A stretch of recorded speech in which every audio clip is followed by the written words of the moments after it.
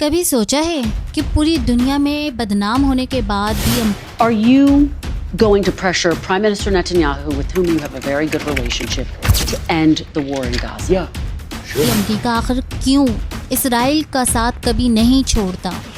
I love Israel. I love Israel. Were there not an Israel, the United States of America would have to invent an Israel. ایسا لگتا ہے کہ لیلا مجنو اور Romeo Juliet کے بعد اب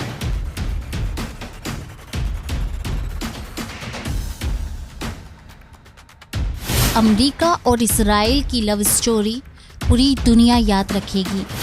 Between Israel and America forever. What do you think about Trump? He's better than Sanders. Are you? And you are. But we're going to take care of Israel, and they know that. Bibi called me yesterday, called me the day before, and we have a very good relationship. Bond between our two countries is unbreakable. لیکن یہ دوستی ہمیشہ سے ایسی نہیں تھی۔ کبھی دنیا میں ایک ایسا وقت تھا جب یہودی اور عیسائی ایک دوسرے سے بے حد نفرت کرتے تھے۔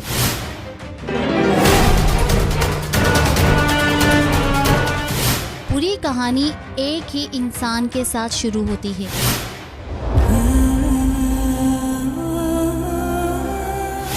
حضرت عیسیٰ علیہ السلام۔ حضرت عیسیٰ علیہ السلام جو آج سے 2000 سال پہلے فلسطین کے علاقے میں رہتے تھے، اس وقت فلسطین پر ایک بہت بڑی سپر پاور رومن امپائر کی حکومت تھی۔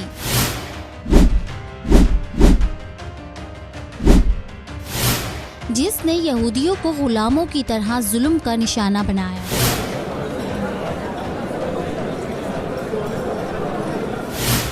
رات کے وقت یہودیوں کو بتایا جاتا کہ ساری نشانیاں پوری ہو چکی ہیں اور یہودیوں کو بچانے کے لیے ان کا مسیحا آئے گا۔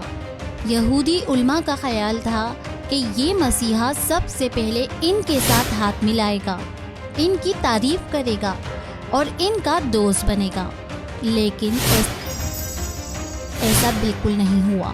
حضرت عیسیٰ علیہ السلام نے بار بار لوگوں کو جمع کیا اور یہودی علماء کے خلاف بولنا شروع کیا۔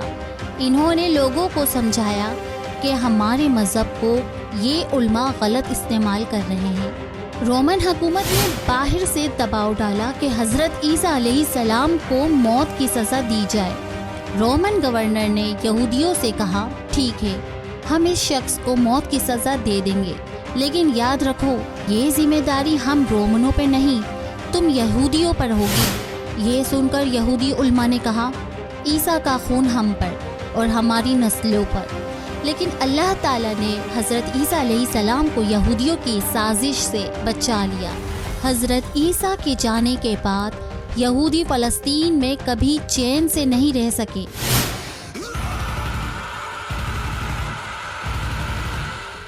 رومن امپائر نے یہودیوں کے خلاف ایک بڑی جنگ لڑی، جس میں رومنوں نے یہودیوں کو کچل دیا۔ انہوں نے یہودیوں کے مقدس مقام سیکنڈ ٹیمپل کو گرا دیا اور تمام یہودیوں کو ہمیشہ کے لیے فلسطین سے بھگا دیا۔ اس کے بعد یہودی مجبوراً فلسطین چھوڑ کر پوری دنیا میں پھیل گئے۔ اگلے 500 سال تک یہودیوں کی خواہش رہی کہ کسی طرح وہ فلسطین واپس جا سکیں۔ اس دوران دنیا میں ایک نئی ریاست بنی، مدینے کی ریاست۔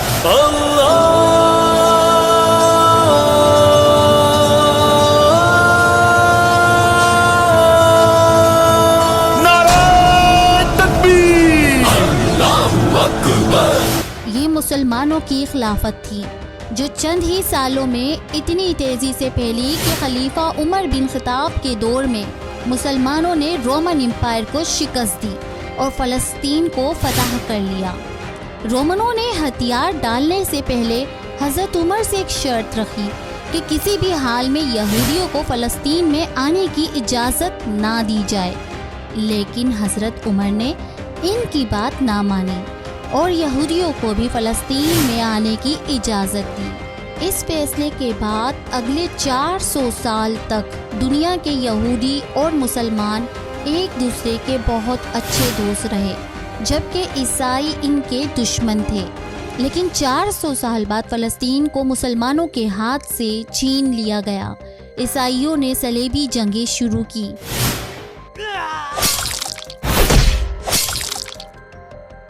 تاکہ وہ اپنے مقدس شہر یروشلم کو واپس لے لیں۔ اس وقت کے مسلم بادشاہ عیسائیوں کا مقابلہ نہ کر سکے اور عیسائیوں نے آسانی سے فلسطین پر قبضہ کر لیا۔ انہوں نے بے دردی سے مسلمانوں کو مارنا شروع کیا۔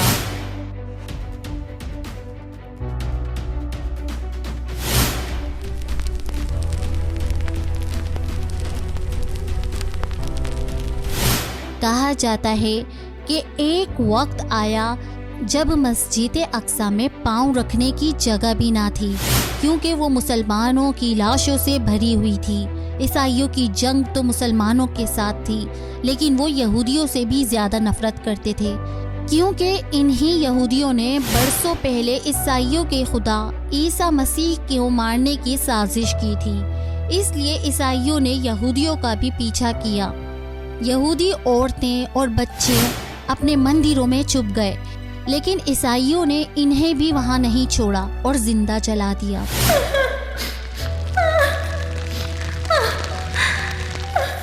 اگلے 90 سال تک مسلمان فلسطین کو واپس نہ لے سکے۔ پھر دنیا میں ایک نیا مسلم لیڈر آیا، صلاح الدین ایوبی، جنہوں نے مسلمانوں کو دوبارہ متحد کیا اور فلسطین پر حملہ کیا۔ اس حملے میں دنیا کے تمام یہودیوں نے صلاح الدین ایوبی کا ساتھ دیا، یہاں تک کہ دنیا کے سب سے بڑے یہودی عالم صلاح الدین کے ساتھ جنگ میں حصہ لیا اور ان کا ذاتی ڈاکٹر بنا۔ اس کے بعد صلاح الدین نے فلسطین کو دوبارہ فتح کیا اور ایک بار پھر مسلمان اور یہودی امن و سکون سے رہنے لگے۔ یہودی نہ صرف فلسطین میں بلکہ ہر اس جگہ عزت سے رہتے جہاں مسلمانوں کی حکومت تھی، جیسے کہ اندلس۔ لیکن 800 سال بعد یورپ کے عیسائی لیڈروں نے اسپین پر حملہ کیا اور اسے مسلمانوں سے چھین لیا۔ عیسائی لیڈروں نے مسلمانوں اور یہودیوں کو 2 آپشن دیے، یا تو اپنا مذہب چھوڑ دو یا اسپین سے ہمیشہ کے لیے نکل جاؤ۔ ظاہر ہے مسلمانوں اور یہودیوں نے اپنا مذہب تو نہ چھوڑا، لیکن وہ کنفیوز تھے کہ اب کہاں جائے۔ اس وقت عثمانی سلطنت کے سلطان باہیزید نے مسلمانوں اور یہودیوں کو دعوت دی کہ وہ اسپین چھوڑ کر عثمانی سلطنت میں آ جائیں، جہاں ان کا خیال رکھا جائے گا۔ اب سوال یہ ہے کہ اگر 500 سال پہلے تک مسلمان اور یہودی اتنے اچھے دوست تھے تو اچانک ایک دوسرے کے دشمن کیسے بن گئے؟ یہ سمجھنا بہت ضروری ہے۔ جب یورپ والوں نے امریکہ دریافت کیا تو آہستہ آہستہ یورپ اور امریکہ کی معیشت تیزی سے بڑھنے لگی۔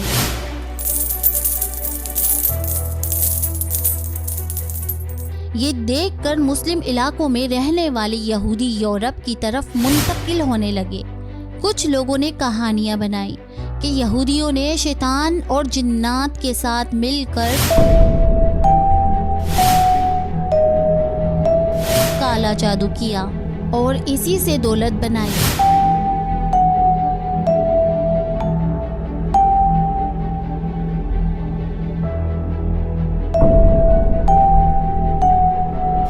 لیکن یہ سب افواہیں ہیں۔ اگر جادو سے پیسہ بننا ہوتا تو دنیا کا سب سے امیر شخص کوئی بابا ہوتا۔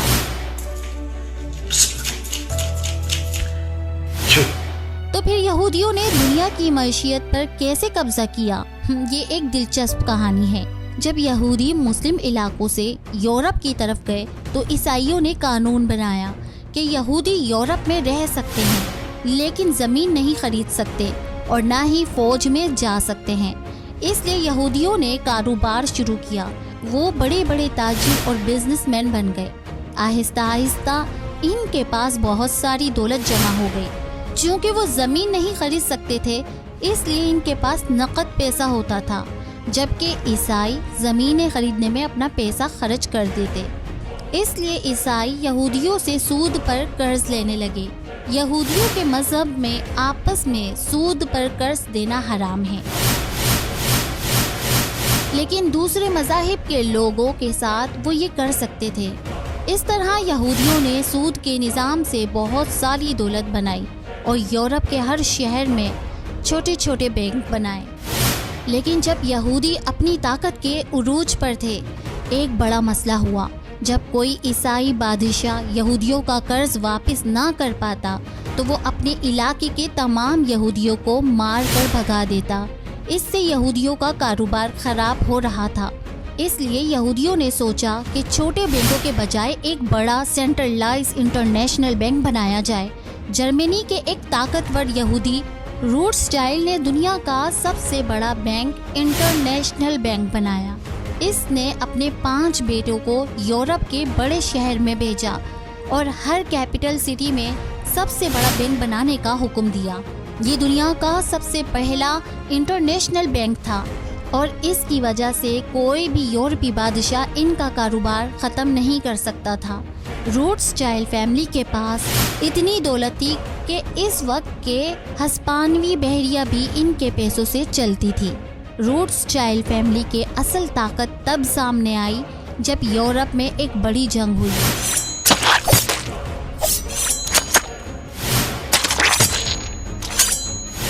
جسے فرانس کا بادشاہ نیپولین لیڈ کر رہا تھا۔ نیپولین کی طاقت تیزی سے پھیل رہی تھی، لیکن روتشائلڈ کے 5 بھائیوں نے نیپولین کے بجائے برٹش امپائر کا ساتھ دیا۔ اس کی وجہ سے برٹش امپائر نے نیپولین کو ہرا دیا۔ کہا جاتا ہے کہ یورپ کی ہر خبر سب سے پہلے روتشائلڈ فیملی تک پہنچتی تھی اور وہ اسے برٹش امپائر تک پہنچاتے تھے۔ اس طرح برٹش امپائر دنیا کی سب سے بڑی سپر پاور بن گئی۔ اب یہودی اپنی طاقت کے عروج پر تھے۔ ان کے پاس یورپ کی بڑی نوکریاں اور معیشت کا کنٹرول تھا۔ اس لیے انہوں نے سوچا کہ 2000 سال پہلے وہ کمزور تھے، اس لیے رومن امپائر نے انہیں فلسطین سے نکال دیا۔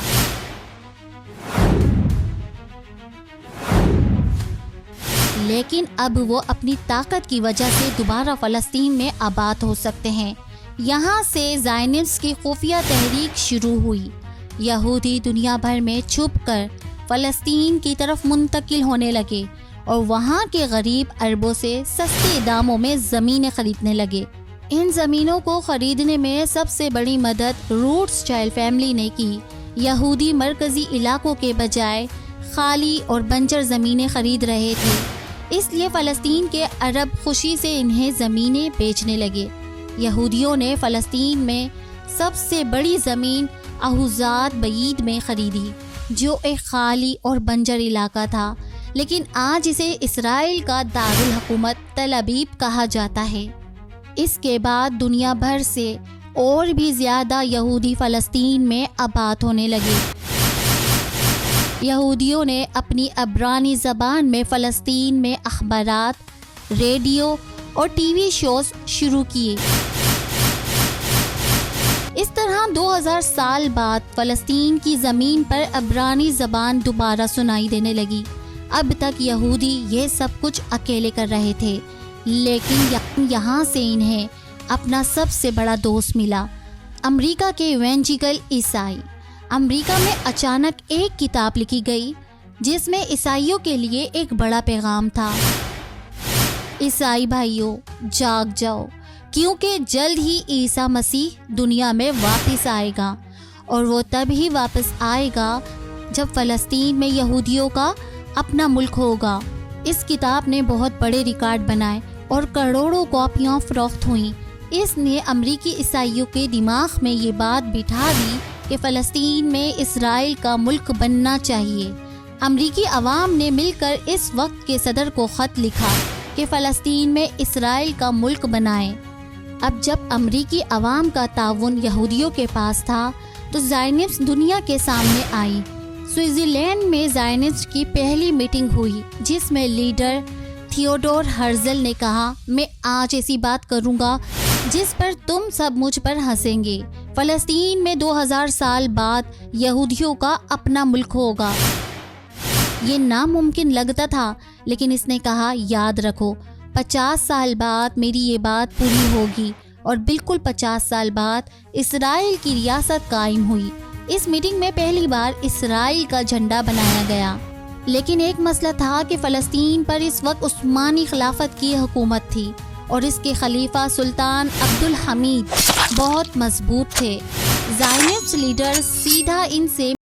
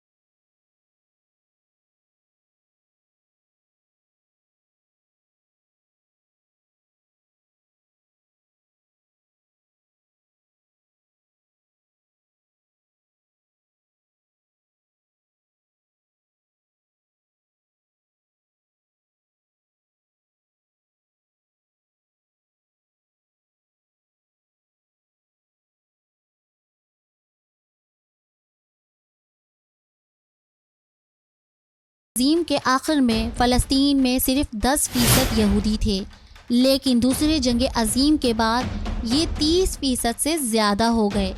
برٹش امپائر نے جنگ جیت لی، لیکن اس کا بہت نقصان ہوا۔ فلسطین کے زائنسٹ نے برٹش امپائر سے کہا کہ اب اپنا وعدہ پورا کرو اور یہودی ریاست بناؤ، لیکن چونکہ فلسطین میں اب بھی صرف 30% یہودی تھے تو برٹش امپائر اتنی جلدی تیار نہ تھا۔ یہ دیکھ کر فلسطین کے یہودی اور زائنسٹ نے اپنے پرانے دوست برٹش امپائر کے خلاف ہو گئے اور ان پر حملے شروع کر دیے۔ اب صورتحال یہ تھی کہ مسلمان اور یہودی دونوں برٹش امپائر کے خلاف لڑ رہے تھے، اس لیے برٹش امپائر نے تنگ آ کر فلسطین کا مسئلہ اقوام متحدہ کے سامنے پیش کیا اور کہا کہ فیصلہ کریں کہ فلسطین کے ساتھ کیا ہونا چاہیے۔ اقوام متحدہ نے اپنی تاریخ کا سب سے متنازع فیصلہ کیا۔ فلسطین کو 3 حصوں میں تقسیم کر دیا جائے۔ فلسطین کا سب سے بڑا حصہ صرف 33% آبادی والے یہودیوں کو دیا جائے، جبکہ باقی مسلمانوں کو۔ یہ ایک ناانصافی والا فیصلہ تھا۔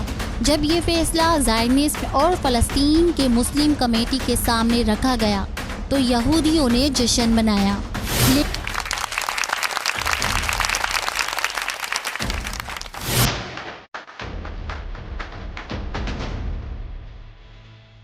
لیکن مسلم کمیٹی کے سربراہ گرینڈ مفتی امین الحسینی نے اسے مسترد کر دیا۔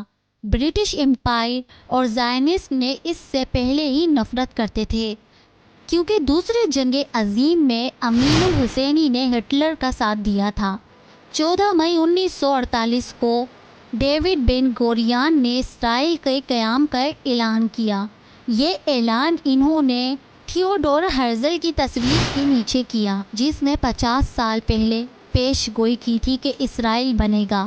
صرف 11 منٹ بعد سپر پاور اور امریکہ نے اسرائیل کو تسلیم کیا، پھر سوویت یونین اور دیگر ممالک نے بھی۔ صرف ایک اسلامی ملک رضا شاہ کا ایران تھا جس نے اسرائیل کو تسلیم کیا۔ اسرائیل کے یہودی آزادی کا جشن منا رہے تھے، لیکن اگلے ہی دن 5 عرب ممالک نے اسرائیل پر حملہ کر دیا۔ اس جنگ میں زائنسٹ کا حوصلہ اور بڑھا، اور جو زمین اقوام متحدہ نے مسلمانوں کو دینے کا وعدہ کیا تھا وہ بھی ان کے ہاتھ سے نکل گئی۔ اب اسرائیل کے لیے فلسطین میں صرف ایک مسئلہ تھا۔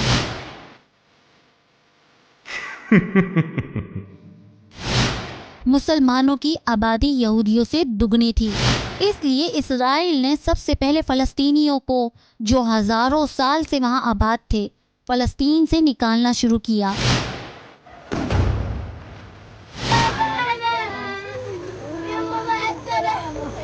اسرائیل نے فلسطینیوں کے بڑے بڑے شہر اور 500 دیہات تباہ کر دیے۔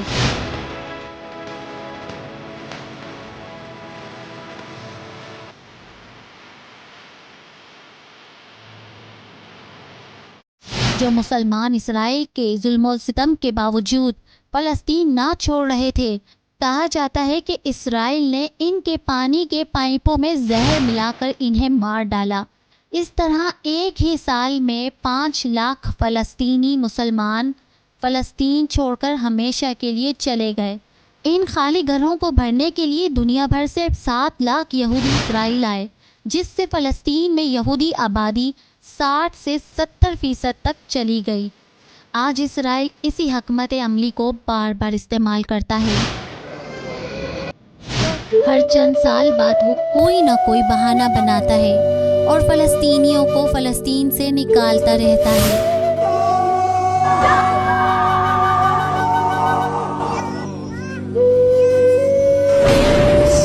تاکہ فلسطین سے مسلمانوں کا نام و نشان ہمیشہ کے لیے مٹ جائے۔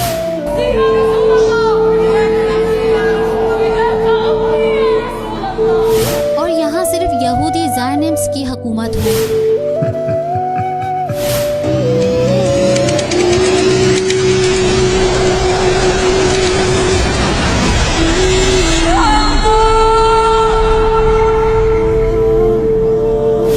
اگر آپ کو میری ویڈیو اچھی لگے تو ویڈیو کو لائک ضرور کیجیے گا، چینل کو سبسکرائب کیجیے گا اور بیل آئیکن کے بٹن کو پریس کیجیے گا، اور کمنٹ کر کے اپنی رائے ضرور دیجیے گا۔ اللہ حافظ۔